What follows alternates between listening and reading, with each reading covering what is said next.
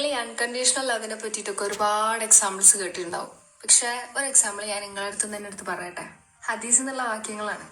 നിന്റെ മുറിയിൽ നീ കഥ കടിച്ചിരുന്ന് കരയുമ്പോൾ അള്ളാഹു സുബ്ഹാനഹു വ തആല മലക്കുകളോട് ചോദിക്കുന്ന ഒരു ചോദ്യമുണ്ട്, എന്റെ ദാസന്റെ കണ്ണിലുള്ള കണ്ണീരിന്റെ കാരണം എന്താണെന്ന്.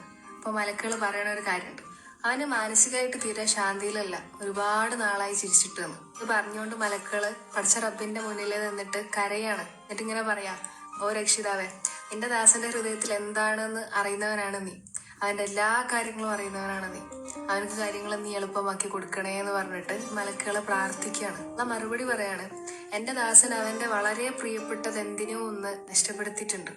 തീർച്ചയായും അതിനേക്കാട്ടിലും മഹത്തായ ഒന്നിനെ കൊണ്ട് ഞാൻ അതിനെ പൂരിപ്പിക്കും എന്നാണ് പഠിച്ച റബ്ബ് തിരിച്ച് മറുപടി പറയണത്. ദേഹലോകത്തെയും പരലോകത്തെയും ജനങ്ങളെയും അത്ഭുതപ്പെടുത്തും വിധം.